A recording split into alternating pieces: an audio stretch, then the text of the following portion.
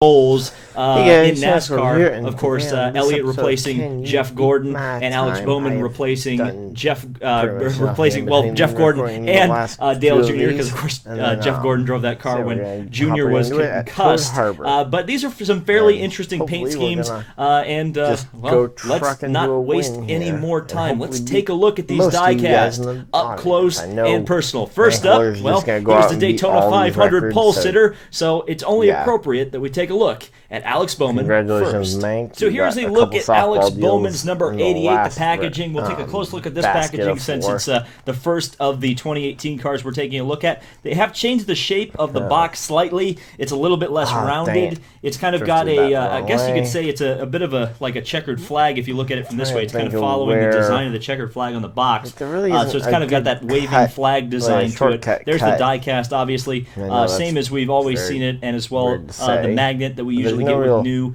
cars and area new where paint you can schemes, really which is kind of cut nice. it. Of course, Oh. Wave 1 still displayed on there, so I'm glad they kept that around. And of course, I the need to new change something NASCAR about my Authentics car logo, combo, 'cause and it this looks like thing they're keeping swings this so font wide, consistent. They've which got the was font not for the bad at the NASCAR other Authentics track, logo, but the font there, and the font there, so that all looks quite nice. I think it's the non-italicized not the version right of the new call NASCAR design, here. but it's kind of hard to tell. It almost looks like they unitalicized it and bold-faced it, but that's typing things, and you don't want to hear that. And also, it advertises what your little trinket is, and of course, in this car, it's a free magnet. So here's a look at the rest of the wave, and I should address that, yes, there's another new Camaro in this wave. It's Ryan Newman's car, but frankly, it's so similar to last year's paint scheme, which I already have. I wasn't particularly interested in that car, and also pretty much everybody on YouTube has reviewed it at this point, but so it was a bit redundant to do. Obviously, the Worth car, that's pretty interesting. I don't think we've gotten that, at least for a while in NASCAR Authentics. We may have gotten it a while back. I can't remember. Kevin Harvick Mobile 1, that's fairly interesting,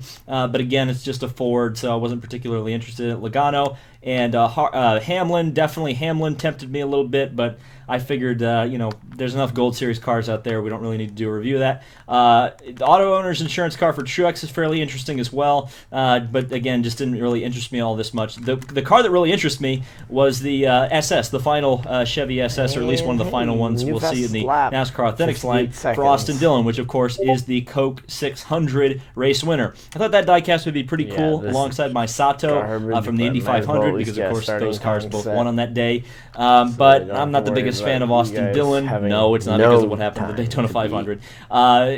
So I left it for somebody else who may be a bigger Dillon fan. I might pick it up later if I see it, but it wasn't a major priority. So that's just kind of a quick look at the wave. Let me know down in the comments if I made a terrible mistake by not buying any of these, or if you're interested in any of these. And let's not waste any more time. Let's take a look at this diecast out of its box. So let's get to cracking the first NASCAR Authentics car of 2018. So there's your magnet. We'll take a closer look at that in just a second. And I thought for the first time on this channel, the new look nope. Chevy Camaro in NASCAR. Let's take a wow. closer look at this bad boy. So the nationwide 88 Chevy Camaro ZL1 for Alex Bowman. This is definitely a nice paint scheme. I think a lot of people were kind of like poo-pooing it a bit when it was first revealed. I would definitely say it's probably the best of the new Hendrick paint schemes.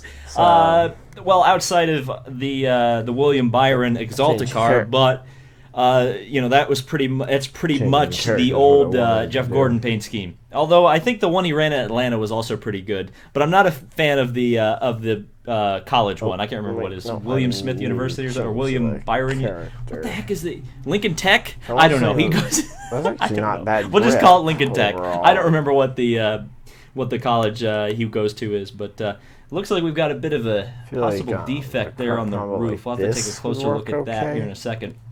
But I will say that Lionel did a pretty great job on the molding for this car, though I suspect there are already comments in the comments section about a certain error on this car, particularly at the rear window. And we'll talk about that in just a second. But real quick, let's take a look. If you would stop rolling. I get it, you're a fast car. you've been fast in the first few races of the season. Well, certainly at Daytona. He kind of was off the pace, at least in the last race at Las Vegas. But anyway, so you've got a car here, a render of the car, but it's on the 2015 Aero package. I almost said Aero kit. Aero package because it's got that huge spoiler in the back, which hopefully we'll never see again in NASCAR because that's too much downforce. But yeah, pretty nice. Not too much to say, honestly. Let's take a look at this molding because this is kind of the star of the show. Okay, so yeah, they definitely did a good job. I was a little bit worried because of the fact that this is an indented grille. It's kind of similar to the Toyota in that sense. That Lionel would have some trouble printing the grill on there, but it looks pretty much straight. In fact, it looks like they're starting to do a better job of printing these than they ever did of the Chevy SS. It always felt like the Chevy SS, even though it was a fairly flat front end, you always had like the grill piece like up here or down here off to the side. This looks pretty dead on straight, so I'll have to give them some props on that. And it certainly looks the part. I mean, I think Chevrolet, in terms of design for this Camaro, did a fantastic job, and I think Lionel did a great job of capturing the look, although the wheels are kind of iffy. I noticed that in the packaging. They all kind of droop down. Once you sit them down, they look fine, but they look a bit low-ridey when you're kind of holding it. Nice metal flake paint scheme here. I definitely think that of the two that I'm reviewing today, this is the more accurate one. But speaking of accuracy, they just decided, hey, since we can't do the monster window banner, we're not going to do a name window banner either. Very, very strange decision on that one. That was just slow. I don't know why they're just not doing the window banners anymore. We're still, it's kind of weird, but 13 who knows? seconds ahead. Maybe it costs too much money to print on the 164s now. I don't know. It's very strange. But yeah, this is a nice looking car. But yeah, here's the interesting defect, I guess you could call it. Not sure really what's going on there. It's like a big white. It's almost like a piece of paper, a piece of debris got stuck on there. I guess it's a race version. I don't know. And there's the tiny amount of contingencies that are left in the sport. Few on the front bumper as well, though. Yeah, I do like this paint scheme, though. It's definitely one of the better nationwide 88s that's been out, I would say, for a while. It definitely, the scheme works with the body work that was provided by Chevrolet. It's actually funny, back in the early Gen 6 days, Chevrolet actually said, we can't do a Camaro. We have to do the SS. Yeah, they were total liars. They also said they couldn't do a Camaro for Xfinity, and then suddenly, a couple years after the implementation of the Gen 5 cars for Xfinity, suddenly the Camaro showed up after the Mustangs and whatnot were there from the beginning. Let's take a look. We've taken a look at this car. Let's take a look at Chase Elliott's car, because I think that one's going to be a wee bit more popular and a wee bit more controversial. Controversy in a David Land NASCAR video. What is this? No, we're not. I'm not going to make any Casey Atwood jokes. This isn't a William Byron car. Calm down, calm down. But it seems like some people are torn on whether the color is particularly right on this car, and I would tend to agree with those people.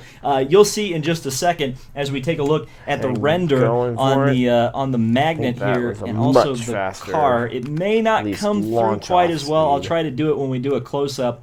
The color, I'm just not sure is right, but then again, when I look at real-life pictures of this car, the color looks different from the render. I'm honestly not sure what the right color is, so we'll try to get to the bottom of it before we get. And it almost looks like they got the color.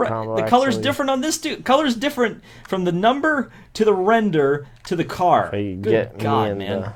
I don't know if you can blame Lionel for that one, but maybe you can. Let me know down in the comments who you blame for why there's like 3 different colors of Chase Elliott's car, because I am a very confused panda right now. But regardless, here's a Chevy Camaro, and let's take a closer look at it. So this car is a bit of an odd duck. When you touch it, it's got like a kind of sandpaper feeling to it. It's because it's got this sparkly metal flake paint, and it doesn't feel like they necessarily clear coated it all that well, so you can feel the metal flakes when you touch it. It's got definitely a texture to it.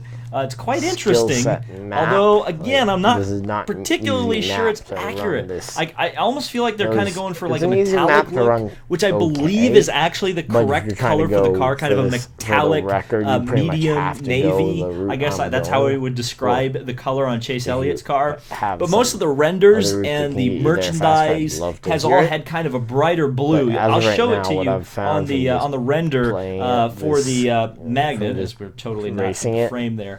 Yeah, the colors just. I am running. It looks like it's going to be one of those cars where it's going to take them a while to get the color right, because it is a different paint scheme. It's certainly a different style of Napa car. We haven't kind of. I don't know if is that the camera? Or that may be a bent chassis. I don't know. We'll have to take a closer look at that here in a second. But yeah, this is completely different than I saw a poster with all the Napa race cars for 2017, and this is the only one with any kind of a predominant white color to it. Alexander Rossi, the World of Outlaws driver, who I can't remember his name. You also have Ron Capps and one of the K&N drivers. It's not Todd Harrison or Todd Gilliland anymore. It's another driver, but they all kind of have the traditional Napa blue and yellow. And this is like completely off the rails. But look at here, you've kind of got a much more traditional Napa blue on the render. So at some point they must have changed this, because that's just not even the same thing. And again, I think here's the other thing, is that between the real life car and this one, the render is actually less accurate. I will actually go out on a limb and say this die-cast, the color is actually more accurate than I think people are giving it credit for. I think what a lot of people are getting turned off by is the metal flake paint. But again, I think that's because they're trying to go for a metallic look to it, which is actually the correct color. But it's not quite coming through. It looks better on the camera. It may look better in this video than it does in real life. The camera is actually brightening the colors up a little bit, which is actually helping to give it that look. I can tell you in person, it's definitely much closer to a deep navy than it is to kind of the Napa blue. So it's fairly interesting. The white on the there's metal flake in the white as well. So this diecast is just all metal flake. So I have not seen this car in person. Those of you who have, let me know. But how much of this car is metallic? I was under the impression the white on the car was not metallic. I have been able to tell, at least from the photos I've seen of this, that the blue is metallic. But again, you'll have to let me know down in the comments. I'm not sure how I feel about the scheme, to be honest with you. It's one of those things where I just don't know. I don't know if I like it or not. I'm kind of like I said, I think I've said this in other Chase Elliott videos, I'm kind of a fan of just a regular yellow and blue Napa scheme. Adding the white in there definitely gives it a unique look, but I don't know if it necessarily makes it better. And yeah, I definitely feel like this chassis is tweaked, because I've been watching a lot of my friend Robbie's reviews of these as well, and it just seems like a lot of these Camaros, yeah, look at that. Yeah, I didn't even notice that, but look how low the roll cage is on that side versus this side. So yeah, just seems like they're not quite fitting as well. Let's take a look at the I either have to the drift Austin, or I have the to Alex take Bowman that route. I is pretty much perfect. Both with the this slick. Chase Elliott has a little bit of a chassis problem. Up there. Interesting. Now there is another interesting thing to note about this Chase Elliott car. It's packed 2 to a case. So if you see this in the store, there will be 2 of them per wave. So it should be easier to get than the Bowman, but you never know. Chase Elliott is a popular driver.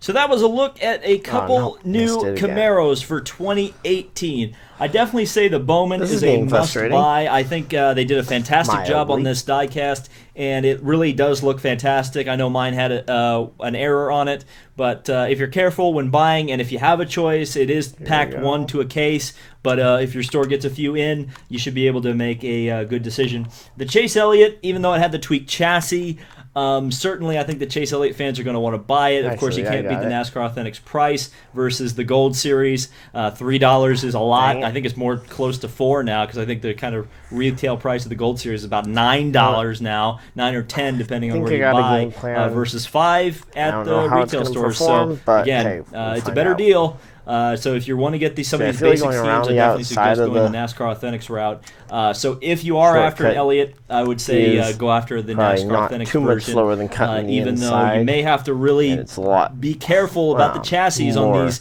new Camaros, because it seems like for whatever reason they're tweaked. I'm sure by the time we get to July or whatever, they will have fixed it, but it seems like some of these first cars haven't quite cut the mustard. So thank you guys so much for watching. This has been David Land on YouTube. Be sure to subscribe for more motorsport content and NASCAR podcast reviews. We'll see you in the next video. For traction. Because if I go too much in the other direction, then I have too much traction and, well, not enough speed. And, well, dang it. We just need to not get in the walls. Come on. So, Lionel pulled a Spin Master. Back in the days when Spin Master ran NASCAR Authentics, they would just drop random waves of cars on us, and it was up to the die-cast public, particularly me for whatever reason, to walk into your local store, your Walmart, your Meijer, your Toys R Us, rest in peace,